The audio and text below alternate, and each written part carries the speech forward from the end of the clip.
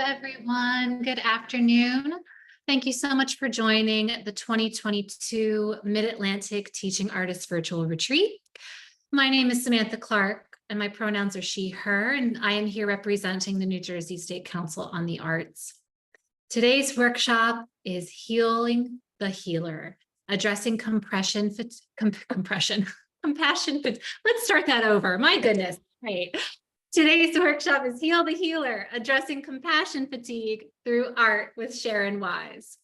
The goals of this workshop are to make certain we healers have tools for stress reduction in high-paced environments as we serve others, and to share ideas for building sensory tools and comfort items that can be used on the go.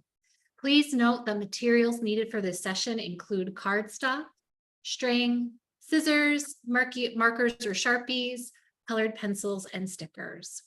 This session is being recorded today, so if you would not like to have your face on camera, feel free to go ahead and turn off your camera now. And closed captioning is available. If you would like this tool, please click the CC Live Transcript button and click on Show Subtitles.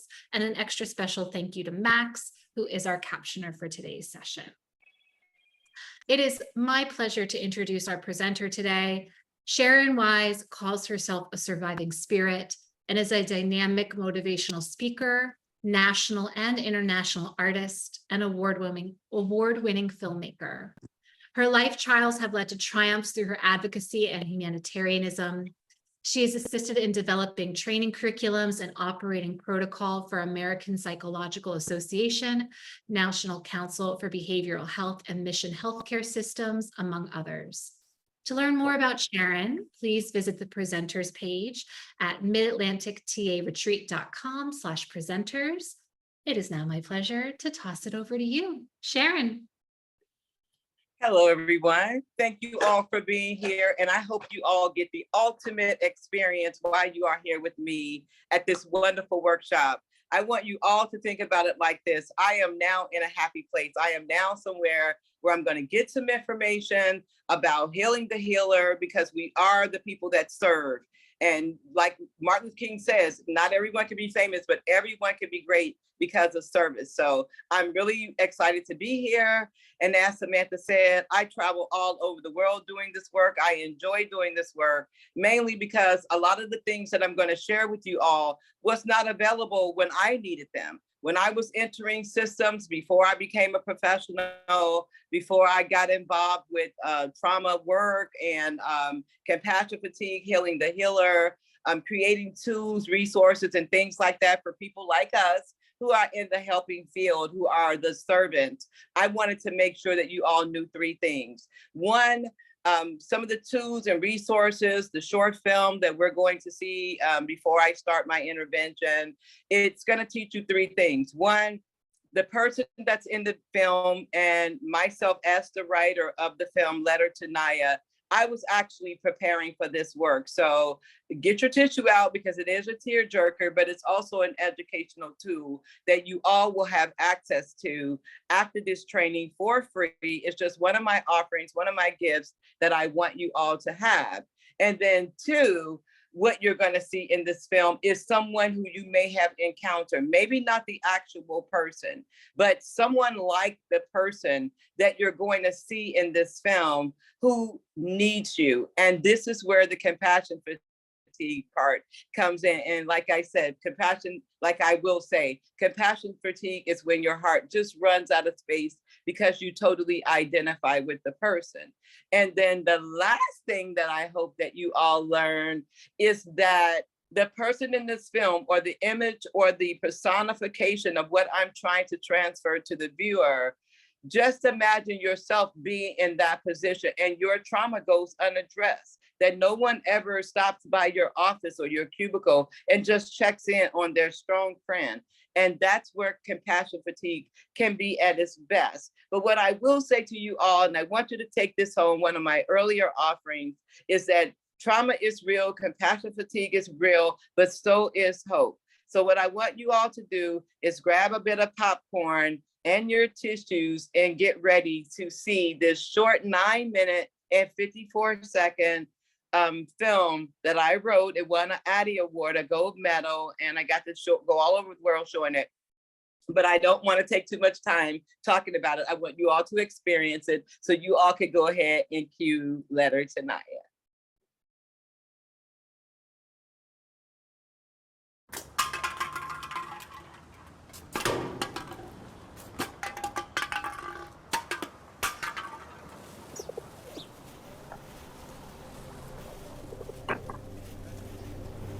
Just so much has happened here. So much has happened here. Seeing the debris and everything, it's like everything has a story attached to it. Like something happens to a person and they end up in a place where this is all right, where the trash and the debris, if someone's feces and things like that, you just move it over and you find yourself a space, you know? Somebody has changed their clothes here. And somebody has slept here, and you see a little baby shoe right there. It's no telling how many women have come here to be safe or to sleep, and their children were with them. You see this little bra, and you think, okay, did someone take this off of her? Did someone force her? But when I was on the streets, it didn't matter whether somebody forced me. I was so broken by the time I was 20 years old to where it didn't matter whether somebody has forced me.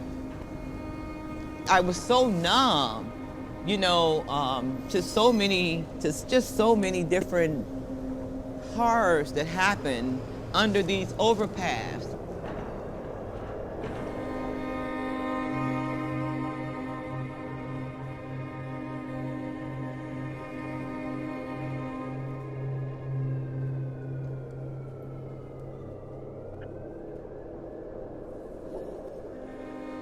Dear Naya, if you hate me, you should.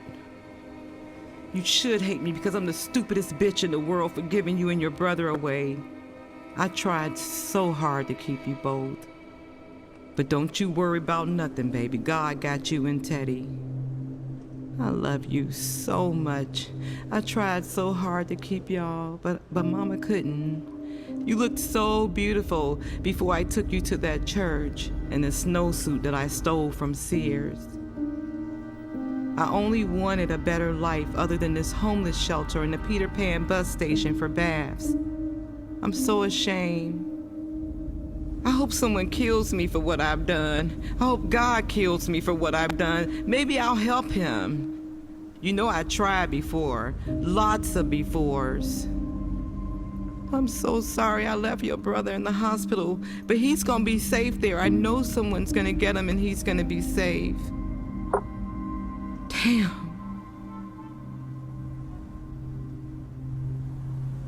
I'm so sorry. I'm so sorry.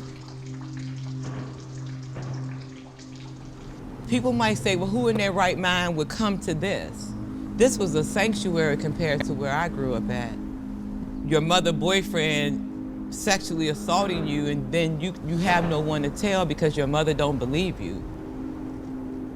No one ever asked me what happened. No one ever asked me about the child abuse and the neglect and running away from home, and no one ever asked me why I was doing that. It was always, what's wrong with you? What's wrong with you? And there was nothing wrong with me. But whatever happened, I ended up here. I ended up with that shoe on. I ended up laying on that rug. I ended up with all of this as my backdrop. And the drugs was a symptom. It was like, let me use this drug because when I used the drugs, I didn't feel the hurt. Then when I would get raped, it would be like, well, just do it so I can get high. Dear Naya, you turned 6 years old today, baby. I think that's just about how many tricks I've turned this morning just to get drugs. I'm still getting high, I'm sorry. I just got out of jail again. The judge gave me 90 extra days because I didn't complete any of my parole requirements. My mother tried to find you, but the court said, you were legally adopted and that I lost all parental rights. Fuck them too. I pray wherever you are, baby, wherever you are, and whatever family that's so blessed to have you, that they're making a big fuss over you, that you have a cake and ice cream and lots of presents. And I hope they sing Happy Birthday Stevie Wonder style. I love you so much, baby girl. Mama gonna get it together one day, baby. Mama gonna get it together.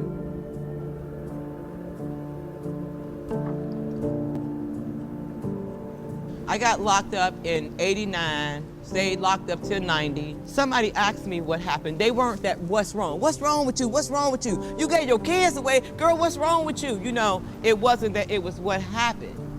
I got mental health services. Somebody addressed my substance abuse. And before you know it, my mother was getting in touch with me regularly saying, do you want to get your son back? And I said, yeah. I got him back in my life. He was 10, and I got legal custody of him at 15. But my daughter was still gone. Look at the generation. My grandmother wasn't wanted, and she had my mother. My mother was the result of a rape, then she had me. She didn't know how to love me, so I gave my kids up. 4 generations of women hurt, broken.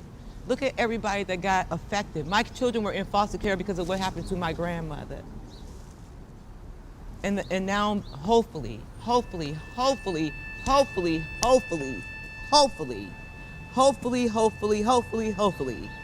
the cycle is broken. Dear Naya, I am one of the most blessed people in the world, girl. Yes, I am one of the most blessed people in the world. I mean, who would have thought that after 26 years we would all be reconnected and reunited? Oh, so much has changed. I have changed. I cannot wait to see you. I mean, I have enjoyed the texting and the emails and the Facebook posts. Baby, you so beautiful. One thing I'll say is that, you know, you won't find a mother that surrendered you. And I want to know all about you. I want to know your favorite color. And I want to know if you're left-handed or right-handed. I want to know if you like cats or dogs. I just want to know everything about you. I hope I don't cry. I've been practicing this, but if I cry when I see you, they are tears of joy. They're tears of love. My whole life has come full circle. I can't wait to meet you, baby.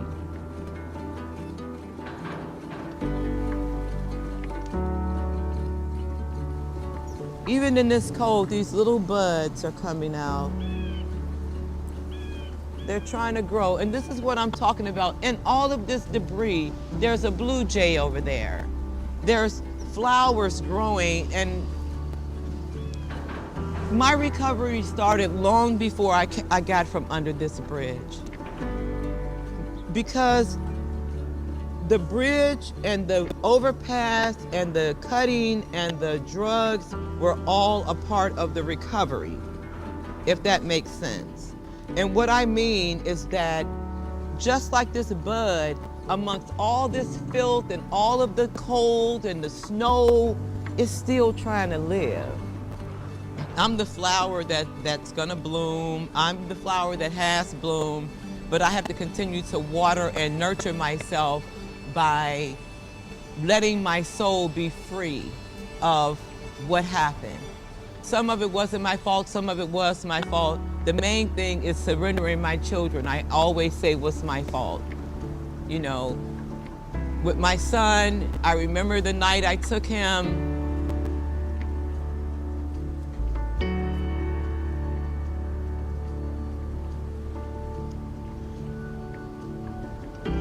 I tried to keep my kids. I tried so hard to keep them.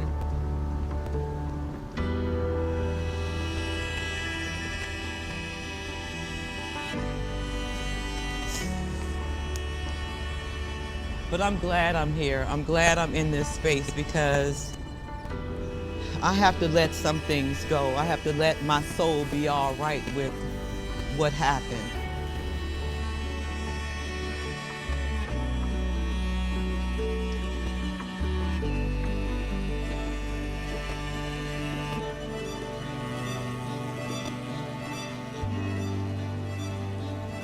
Is me and my daughter relationship perfect? No, not yet. But the operative word is yet.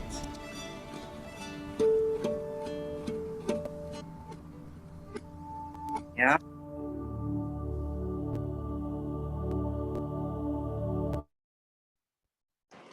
So that is what I wanted to share with you all. And I wanted to share that with you all because of the three things I talked about when it comes to healing the healer.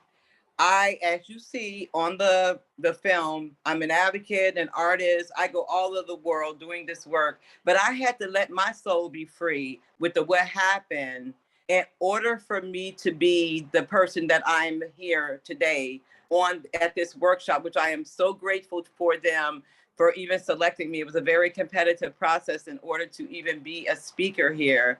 And I'm just so grateful that they saw in me some of the things that I'm doing around the globe to have me here with you all. So whether there's one person here or whether there's 5,000 people here, I want to give you part of me as if no one's looking, like, like you dancing in the aisle like nobody's looking. That's what we're going to be doing today. So as I go into, and the other thing, I didn't want to have a bunch of PowerPoint because I think that for me, when I'm doing this kind of work, especially the creative art stuff, PowerPoints can be very distracting. I know they can be for me, but as what's happening here now with the CC words and things like that, where they're able to close caption, I'm sure the transcripts and things like that can be made available to you all if anyone wants to just kind of go over some of the things that I'm going to be talking about. So as it says in the chat and some of the things that I sent in advance, the materials needed for this session is the cardstock, which I love, just some regular white paper cardstock, some string. And once again, what I will say about the string that I use, and it's just some hemp cord. I have sensory issues, so I don't like really waxy colored, waxy textured string and things like that. And the only reason I'm sharing this with you all is because as healers do our work, we really must know our sensory diet. And when I'm working with people and I'm working with organizations, after I do an event like this or a trauma one-on-one or healing trauma through the use of the arts or something like that, I like to come back and do a sensory assessment with each person.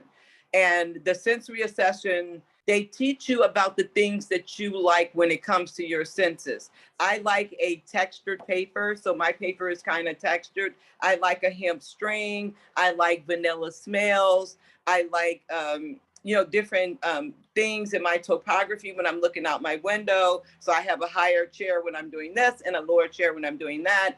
All of that is needed for the healer, for us who are these servant people, in order to do what we do. Because when you know your sensory diet, when you know your smell, your taste, what you like to see, what you like to touch, what you like to hear, you're better to operate. And so that's some of the things that we're going to talk about today. So I like to have a cardstock that's a little thick, that's textured. So as you're doing the exercise, I'm going to introduce you to a couple of the exercises, and then I'm going to talk a little bit, and then we're going to come back to the exercises and things like that. So with your cardstock, you're going to take your scissors and you're going to cut your paper in half, just whatever half means to you. It don't have to be down the middle. It can be, a little further over. It could be wherever you want it to be. So I'm just going to, just for sake of time, I cut mine in two pieces like this. And then I put them together. You then take your two pieces and you just fold them. All I did was folded the two pieces together and I folded it. And it doesn't have to be even. It doesn't have to make sense.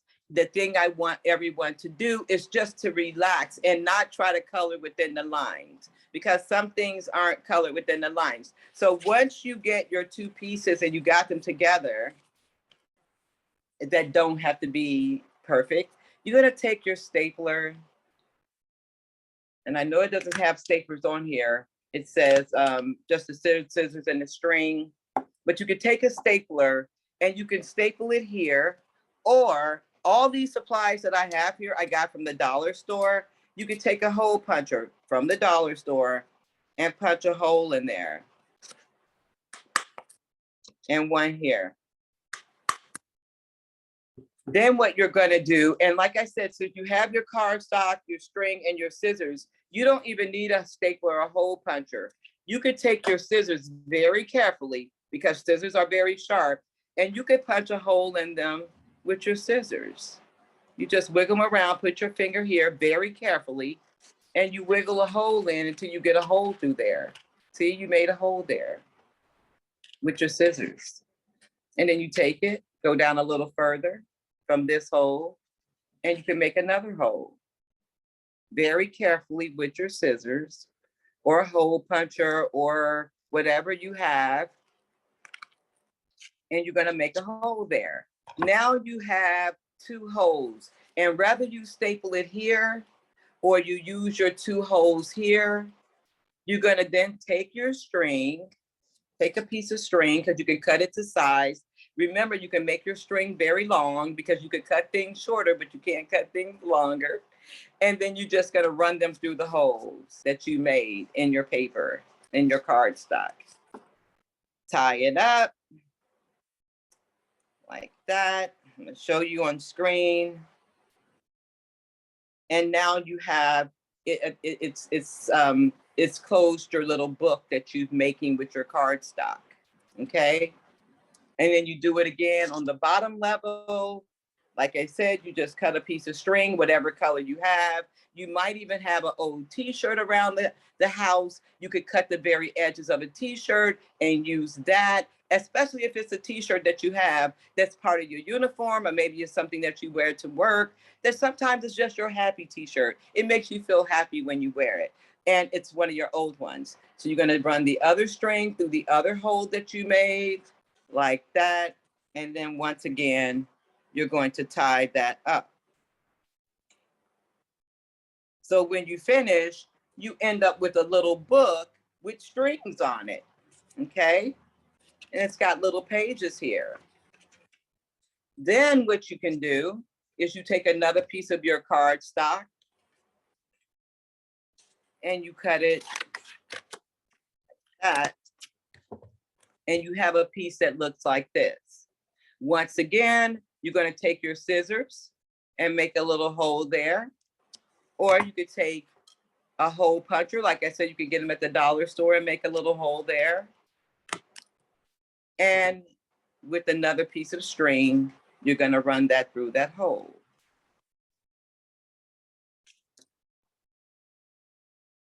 Now you have something that you can actually take to market.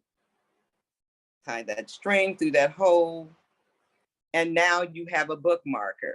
So you have a little book and you have a bookmarker. So these become part of your grounding tools. And then you take some of your stickers, your permanent marker. I like the little Sharpies. Like I said, you can get about 4 or 5 of these at the dollar store. And what I want you all to start doing is to make this book, the little book, your own. Put your name on it. It can be called, I'm just gonna call mine Sharon's Happy Book. Okay? And having these really cool markers, and I cut this part here and I made my bookmarker out of it. You could then take this part here, put little stickers, butterflies, things like that on it. I went to the dollar store again and I found these really cool butterflies. Look at these really cool butterflies. And you get 4 of them for $1. You could take one of the butterflies off. They got little stickies on the back, like here. And guess what I'm gonna do? I'm gonna put it on my little book. Look how cute that is. Sharon's Happy Book. I have my little string that I'm gonna cut as short as or as long as I like. And then you can open it and you can start writing down some things. So as I'm going through my reading, I want you all to be, because we're gonna have a little report out and I want you all to show me what you made. And like I said, there's so many things you can get from the dollar store. I found these little happy faces. They're really cool. You get about 6 in a pack and they have a little sticky back to them. They're really, really cute. And they're just little happy faces. So on my first page, guess what I'm gonna do? I'm gonna put a happy face right there. And then under it, you can write, I'm happy today for this or that.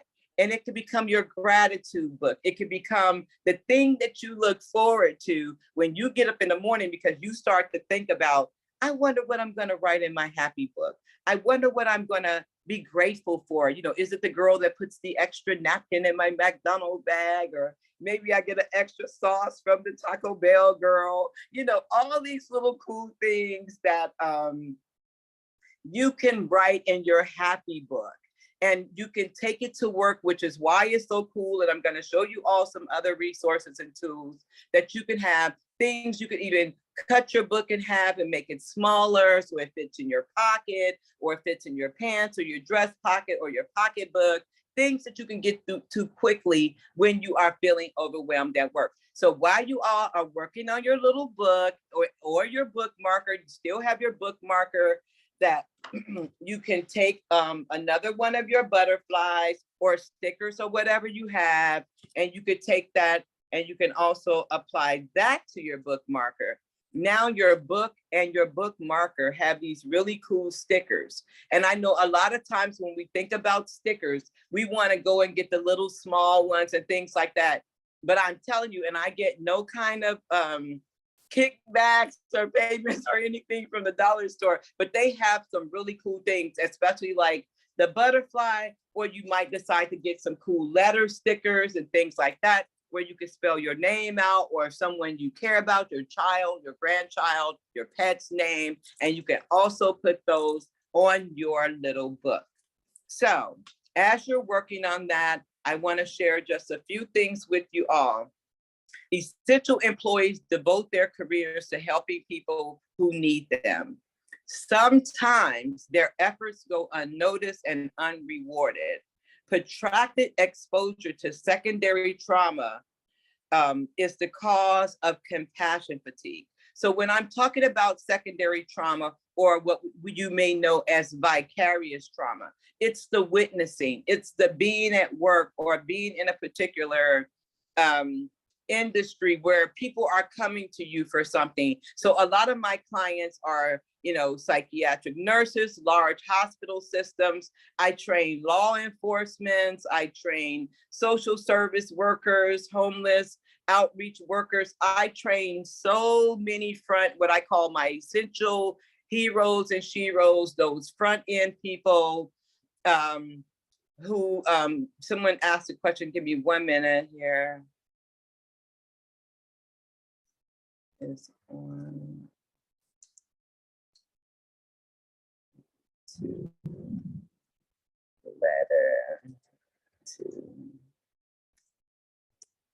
letter tonight, and you can go on YouTube and check that out. When I got the funding and I raised the funding to produce Letter to Naya, I made a deal with the people that funded it that the film would be free to view for 10 years without anybody paying a dime to view it. So that is another one of my gifts to you all, because you're the people that make a difference in other people's lives. So getting back to secondary trauma and vicarious trauma, it is the #1 cause of compassion fatigue for healers like us. People come in, the woman you've been trying to serve is pregnant again by the guy who's abusing her, the guy relapsed again, the family that you're working with can't get it. They keep reenacting the trauma or traumatic incidents, hoping that if they just play it through their mind 1,000 times, they'll come up with some resolution instead of living in peace with the resolution and that it happened yesterday. So us as healers, when we're doing this work, we have to be very, very careful to make sure that we have grounding tools around us to be able to go to when we are serving other people. And that is why I wanted to do this type of exercise and some of the other tools that I'm going to show you all. So you'll have things that even if someone's in your office, you got something you can hold on to. If you know that difficult client is coming in, you take your little book out or your book marker out and you sit it in your lap, or you have it somewhere where you could touch it so you could ground yourself. Or like we say in psychology, you can bind your anxiety. So some people on the this particular training, they may even wonder, well, what is compassion fatigue? And it has different connotation based on the industry that you are going to be working in, or rather it's your industry or whatever. And compassion fatigue, often called secondary trauma or vicarious trauma, compassion fatigue is that overwhelming, and it can be very, very exhausting. It can make you feel mental and physical pain and emotions. In other words, it's when your heart runs out of space. Okay.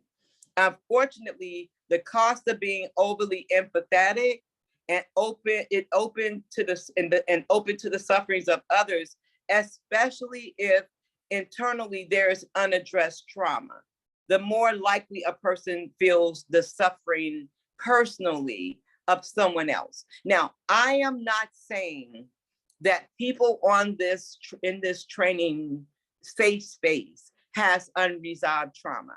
But what I want you to do is I want you to think about, I want you to just entertain me for a minute as you are creating whatever your grounding tool is, whether you're doing the bookmarker or whether you're doing a little book. I want you to have something that you can be honest with, not saying that anybody is on here being dishonest, but that becomes your little space where you could write down those little secret hurts or those things that may have happened that you haven't told a soul about. One of those things, like my grandmother say, honey, I'm going to take that to my grave, you know. But these things that go on in our life that we never may talked about or we never got resolved. A prime example is I was working with a young man, I'm just going to call him Joey. And Joey was 25 years old. And I was working with one of the very big hospital systems in North Carolina. And he kept having these episodes where he was constantly being secluded and restrained. And that's one of the practices that I am totally against. I know sometimes in some instances that people might use it, whether it's chemical restraint or whether it's physical restraints. But one thing that I found out in my research, and I have lots of it to back it up, as well as in my empirical research, and when I've gone to systems or in different places and I've witnessed it with my own eyes, is that once you lay hands on someone, the therapeutic alliance is disrupted. You know, and anyway, Joy had been restrained at least twice. So when I got to the hospital system and I asked them, well, first I wanted to see his record, his medical record. Went and read his medical record, realized that he had suffered the trauma this young man had suffered was really a lot. And which trauma overwhelms your ability to cope. So some people might say that trauma is mental illness. Mental illness is really a byproduct of trauma, you know, and I know some people may disagree, and that's fine. But people that have trauma, not all of them have mental illness, but everyone with mental illness, there's lots of research to show there has been some kind of traumatic events. I know it sounds like an oxymoron, and that's fine. We can talk about it later. You all can call me later about it. But anyway, after I read his chart, I realized he had this severe trauma. And then there was a note from an earlier psychiatrist who had seen him probably 15 years earlier, just a couple of lines, and it said, Joey's stepfather would come in his room unannounced. He wouldn't knock or anything and just beat him for no reason. So I asked the staff, did you all know this about Joey? None of them did. They never bothered to read his trauma assessment. And what I would say, not saying that anybody is on here who does a trauma assessment or works in a system that does a trauma assessment, but what I will say is that when you are serving people, you must know who you're serving, or you're putting a Band-Aid on a bullet wound. And that's why sometimes when it comes to compassion fatigue, us healers end up constantly being re-traumatized because people are coming in and they're not knocking on the door. So you wonder why Joey kept throwing chairs at people and getting restrained. Well, the information was right in his chart. And the resolution to it all was just knock on his door before you come in and announce yourself. So I see in the chat, people are having questions. So I want to stop here and open it up so that people can ask some questions. Please ask, unmute yourself or whatever if people want to ask a couple of questions before I go on. Or you can put your questions in the chat and I'll answer them.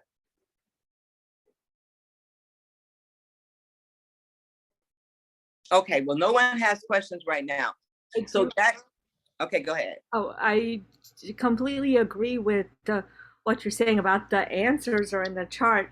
How do you go about if there are situations where, because I'm a teaching artist that may not always have any kind of chart available to me, and I can tell something's going on and I talk to the parents, if I have access to the parents, Yeah. as right away, and they don't say, because I understand the stigma of mental illness and of other conditions that are not seen. So what is your professional advice on approaching parents?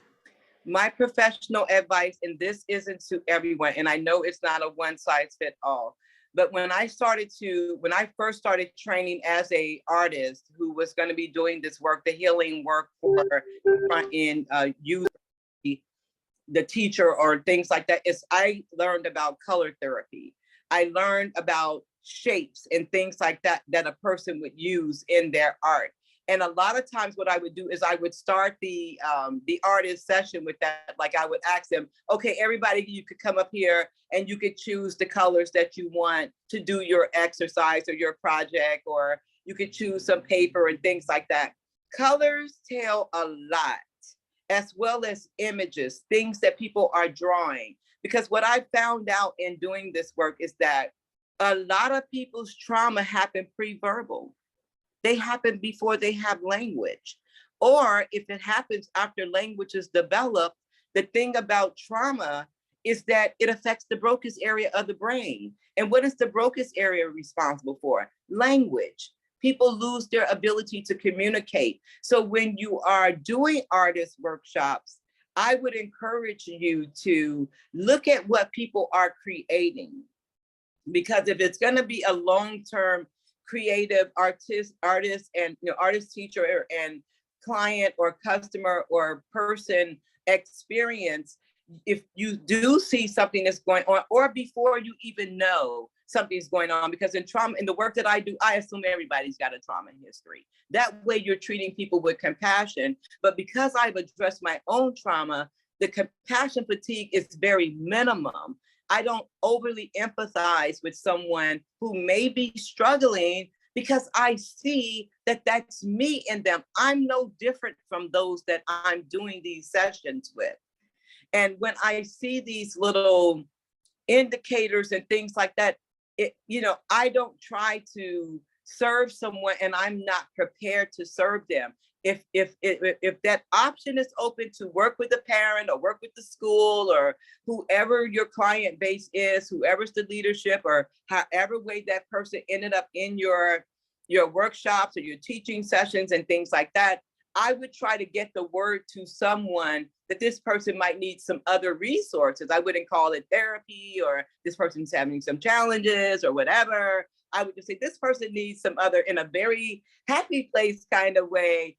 I would let someone know that this person needs some other resources, but I would continue to see them, because what I found in the creative expression is that people can resolve things through creative expression, which is why show and tell was the most fabulous class in the whole school. And I don't know why they took show and tell out, because you could find out a lot when people are creating things like what I had you all to do and then report out of why they did it.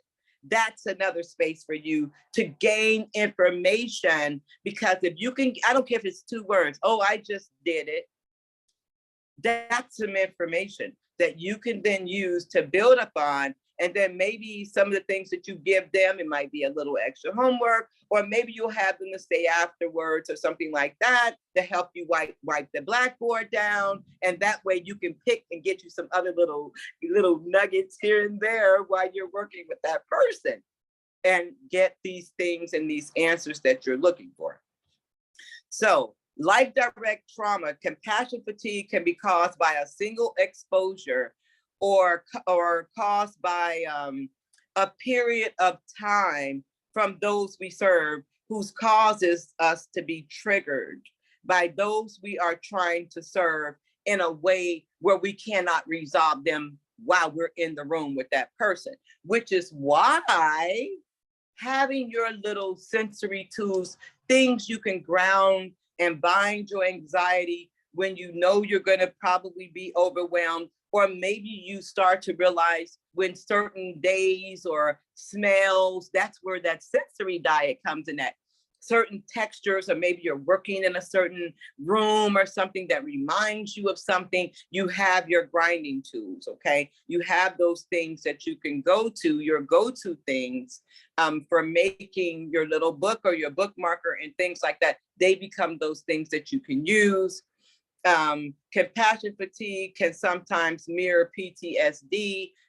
When I'm working with returning veterans, they tell me all the time, Ms. Wise, it wasn't what happened to me. It was that witnessing, it was that watching my friend be blown up in Humvee, because with secondary trauma and with the witnessing, it renders you helpless. And that's why children who watch domestic violence, or mommy being yelled at, or daddy being yelled at for that matter, sometimes and then they get into this type of work, they have overwhelming compassion fatigue because they can't help mommy or they can't help daddy. So someone put in here, I eat and drink, should do this instead. Hey, if eating and drinking rocks your boat, baby, let's get that thing going on, honey. Whatever is your go-to happy place, that is what I want you to do, honey. I see you talking about, and that's the other part of when we talk about, we were just talking about trauma and what trauma does and things like that. And that's why I mentioned earlier that, with people who have mental illness, a lot of times, most of those people have trauma, but not everybody with trauma have mental illness, and that the mental illness is kind of like a byproduct. But it's what trauma does, because when you think about it and it overwhelms your capacity to cope, a lot of times when people have it, excuse me, it's thundering and lightning really bad here. A lot of times when people have it, they have what we call adaptive symptoms, or the adaptive tools that they use in order to deal with the compassion fatigue or deal with whatever is happening in their life. And it can mirror gambling, sexing, overeating, drinking. It could be a whole array of things that people go to help bind their anxiety. But Sharon today is trying to get you to use your happy bookmarker instead of a bottle of wine, because I want to tell you something. Someone's cutting is somebody's drug use. We say, is drug abuse self-destructive, or is it a person's desperate attempt at self-healing? So overeating, same story. Is it self-healing? Is it a desperate attempt at calming themselves down? Is the compassion fatigue, are they overwhelmed? Instead of going jogging or maybe gardening at the work, they do some type of self-destructive. That is why the CDC, or the Center for Disease Control, has picked up the ACE is too high, or the adverse childhood experience study, because if you are 9 years old and you start to do some self-destructive thing to help bind your anxiety, now you're a healer and you're in this type of work that we do, and you have compassion fatigue and you're still smoking from back when you were 9, the likelihood of you having heart disease at 45 increases about 400%. So you see where I'm going with this, that it doesn't matter what you use when it comes to compassion fatigue. Whatever are your adaptive tools and resources and things that you use, you want to make sure at least some of them are healthy and things that you can use that could be these positive things. Now it's time to go to our happy place by thinking and instituting these preventive and supportive routines and tools that can be used in any setting. Solid self-care and sensory tools applied in your daily life have proved to be useful and powerful remedies for compassion fatigue. Now, another thing that I want to show you all, like I said, once again, I get all of this stuff from the dollar store. And I know I didn't put this on the materials, but it was some things that I just wanted to break you in on. I wanted to cut my teeth with you all as I show you all some other tools and resources that you can use for yourself when you have, when you're overwhelmed at work, or as a healer, you may have, or may be getting ready to have a bit of compassion fatigue. And it's called the pocket spa. These little plastic pillow, party favor pillows, you can get them at the dollar store. You can order them on Amazon. I order 100 or 1,000. It all depends if I got a big thing that I'm doing, a big workshop or something like that. And they just open up, you know, at the bottom. They're just really fun. And they come flat like this. The density is about nothing, it's 0. And what you do is you just open it a little bit and you fold one part of it down like that. One closed in. Very, very simple because it closes very, very easily. And now you have this part, it's open. And what you can do is make yourself a little pocket spa.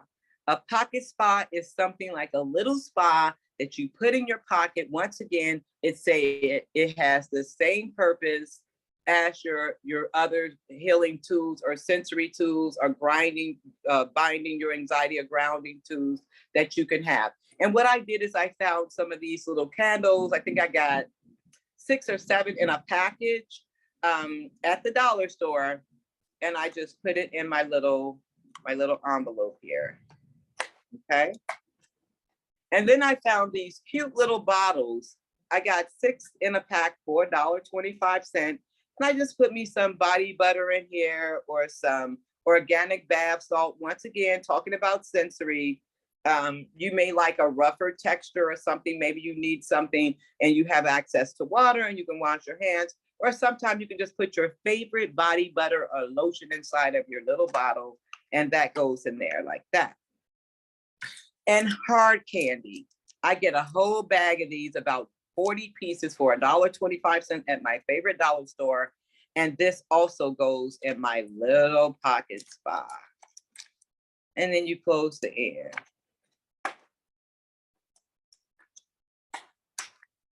Okay, come on and close.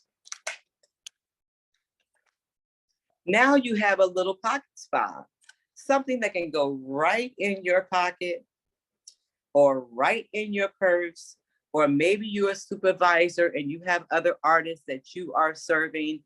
You can make these for about $1.40. And this can change people's lives. You know why? Because just imagine right before your art class, you're feeling a little overwhelmed. Maybe you rushed from your other job, or your dog is sick, or maybe the bird got a flu or something like that. I don't know. But it could be anything that may be causing you to be a little overwhelmed. And you take your little pocket spot out real quick. You take your little candle out. You cut it on. So you could tell yourself, honey, you are the light of the world. You're going to be just fine. And you put your little light there. You put your little light there.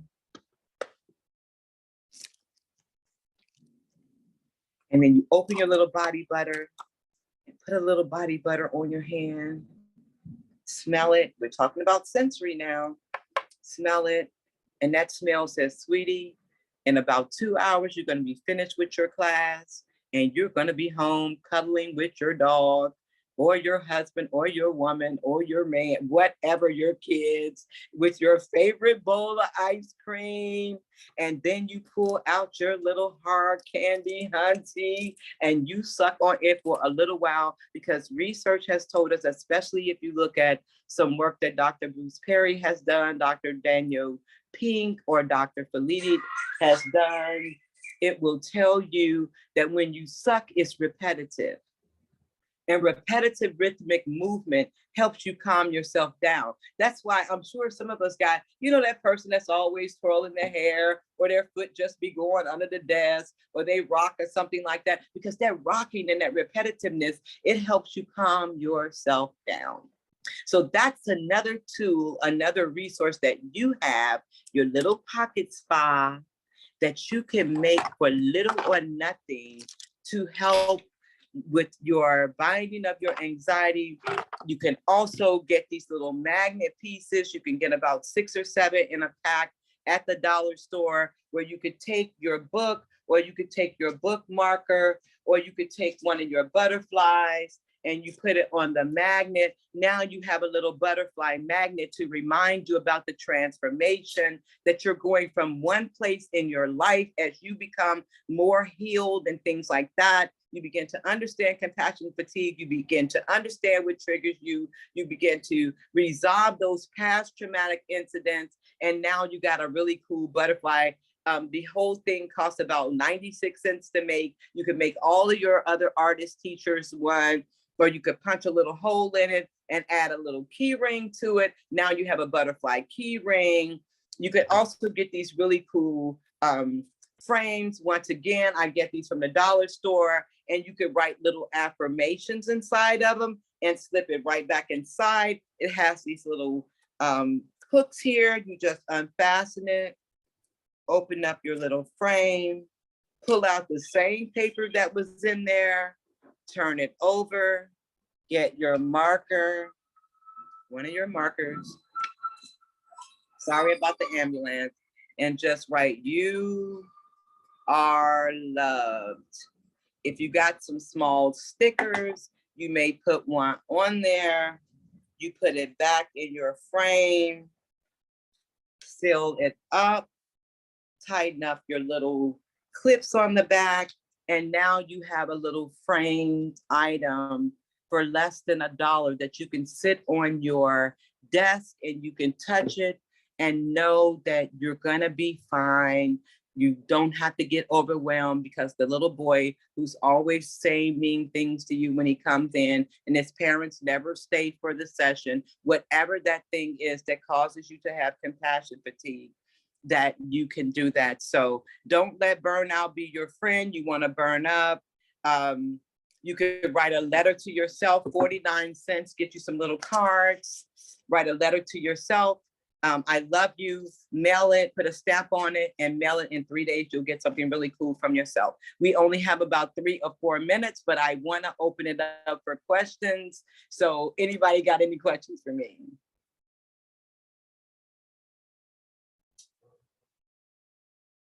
I don't have a question, but I definitely wanted to say I was very touched and moved by your story. I've had a lot of family members, and I've taught a lot of students who have trauma, and it reveals itself in different ways. And seeing your story, and I loved how you mentioned that a lot of people were asking what's wrong with you versus what happened. And I think changing that narrative is important. And I just wanted to thank you for sharing that. I found some very useful tools in what you were presenting. And I just wanted to say I appreciated everything that you've shared and all of the resources. Yes, yes, yes. And the resources, like I said, this is all stuff very cost effective. I always try to make sure that whatever I'm offering is cost effective, because I know sometimes budgets can be strained. And then if you're working with parents or people, caregivers, you can show them how to do all this stuff. It's stuff they already have around their house. You know what I'm saying? So I'm putting my phone number in the chat, and this is my business number. And then this way, if anybody has any follow-up questions, if they don't want to ask them here, they can always follow up with me, and they can ask me in a one-on-one.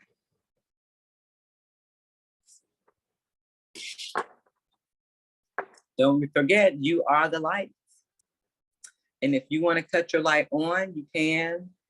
But if you want to walk around with no light, it's totally up to you. But I like the light. Oh, Sharon.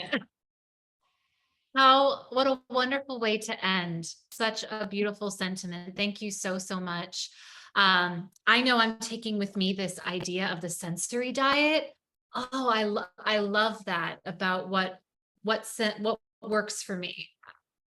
Wonderful. Thank you so much. Thank you for leading today's session. Thank you for all those who participated. Before we end, we'd love to take a minute to hear from you about how this workshop resonated with you. Our producer has posted a quick Zoom poll It has 4 questions. Please feel free to fill those in. We have about 1:30 to go ahead and fill those in. While you are doing that, I will encourage you again to check out that Mid-Atlantic Create and Innovate Award. If you haven't yet, please check it out. I can share the link in the chat. Oh, and yeah, apparently polls do not work on Chromebook. So weird. Thank you for sharing that, Christopher.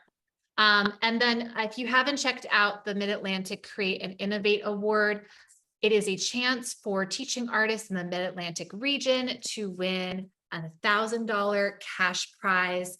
Please check it out. I popped the link in the chat. The application is right there.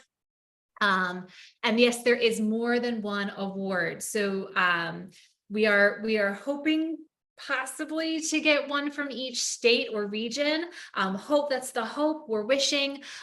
So yeah, please click that link. And another question that came in: will this grant will this cash reward qualify you from other Mid-Atlantic awards or grants? Absolutely not. Absolutely not. So please apply. These are great questions. Thank you so much. As you complete this poll, oh, I think it's done or almost done. Again, acknowledging that the 2022 Mid-Atlantic Teaching Artists Virtual Retreat is a co-sponsored project of the Mid-Atlantic State Arts Agencies in partnership with National Endowment for the Arts and the National Assembly of State Arts Agencies. We are so grateful for the generous support of all these collaborators and for your participation today. Great. And again, as this poll closes in 10 seconds, thank you, Allie. We look forward to seeing you in our closing session today at 5:50, directly following this workshop. We hope you enjoyed these past 2 days. And after the closing session, we hope you take some time away from the screen. Take some time away from the screen, take care of yourself, get some good vanilla scents in the air to calm down and be the light. Thank you all so much.